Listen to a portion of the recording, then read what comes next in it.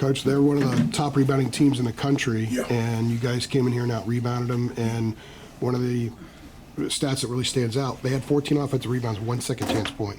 So the guys said that the rebounding has obviously been a huge point of emphasis, which we've talked about, but also challenging stuff when they get offensive rebounds, and they did that tonight.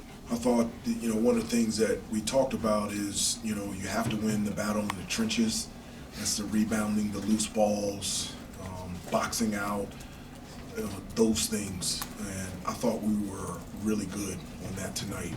You're right, Pitt is the best rebounding team in the ACC. For us to have a chance against them, we had to come up big in terms of rebounding the basketball, and we did it. I mean, not only defensively, it's the best that we've attacked the offensive glass. And so we were very active, we were tough, we were physical, and because of that physicality in the trenches, we were able to out-rebound a really good Pitt team, and I really think that was the number one determining factor for us being able to get a road win. If I can follow up on that, Harrison said that you've been making them run extra when they're not getting the offensive rebounds, and you got rebounds on the offensive end from him tonight, from Cormac, from Seth.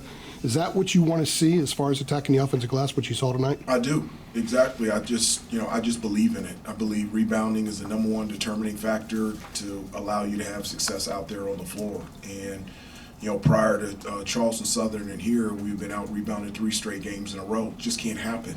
Not at this level, not in this conference. You have to control the boards. And so just talking to them about it, showing them on the tape, holding them accountable at practice, and also holding them accountable in the game. And one great thing is, now they can see the benefit of boxing out and rebounding and getting those tough loose balls, what it can do.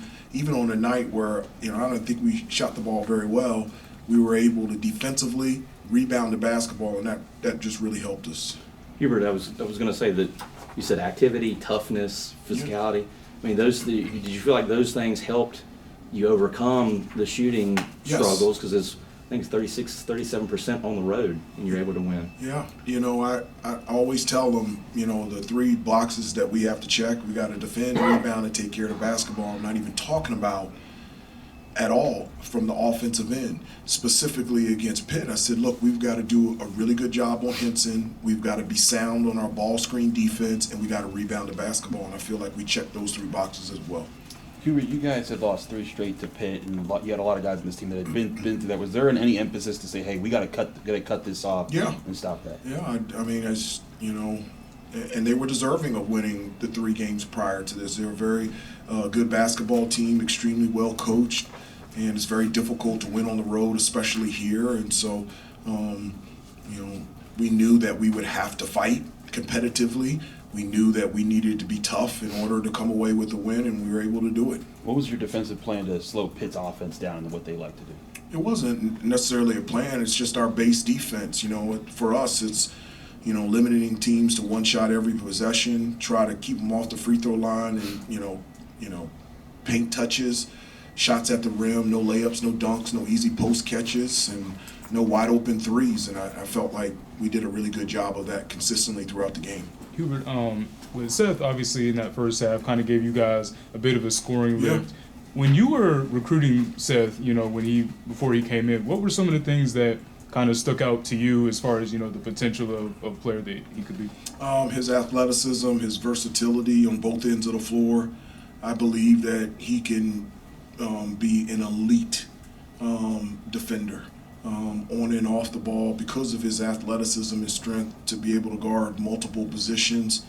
Offensively, his ability to be able to get to the basket and finish, and he shoot the ball well from the outside. And the guys off the bench really gave us a lift tonight. Everyone made plays on both ends of the floor that put us in a position to win, and Seth was one of them. And what about his kind of approach this year has maybe looked different, and just what kind of has helped him make that jump from year 1, year 2? No, it's natural growth. I don't know how else to say it. I was more comfortable and more confident my sophomore year than I was on my freshman year and then junior year, and I told you I had the double green light my senior year, and so I felt really comfortable. And I think he's becoming more comfortable and confident, and it's because of his experience being his sophomore season. You were specifically with Hinson, and his range can be so far out. Yeah. You speak to the defense and what you were able to do to limit him tonight. No, you just can't give him an open look. You just can't. He's that good. When he has a look from three, more times than not, it's going to go in. And not only is he a great shooter, he can make contested shots. From long range, but it ignites their team. And when he starts hitting threes, like, it really gets them going. And we just had to do a really good job on him. I thought Harrison, Jalen Withers, both of those guys, even Seth, because at times we had to switch. I felt our guards fought him down low in the post.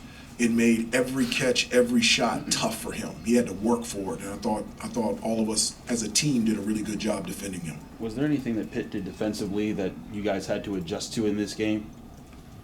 Well, they're just a really good defensive team. They're good individual defenders, but they've got athleticism and length. I mean, their bigs are 7 feet. They've got 3 of them, so it's not very easy to get to the rim, being able to finish, and so for us to get second chance opportunities, we got 15 of them.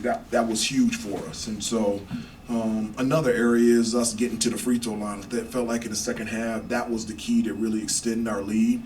We're, I think, first in the ACC in terms of free throw attempts and free throw made. So that's a big part for us.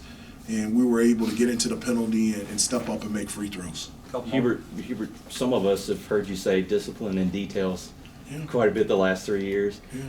Do you think that this team maybe gets the details better than some that you've had? Like, I mean, Armando was talking about situational stuff you've been working on at practice, tie game, 3 minutes left, and like, I mean, is that do they understand the details? I think they are. I mean, I'm just specific to this year's team. I think this team every day is getting a clearer picture of how important it is. One of the things I always tell them is make routine plays routinely.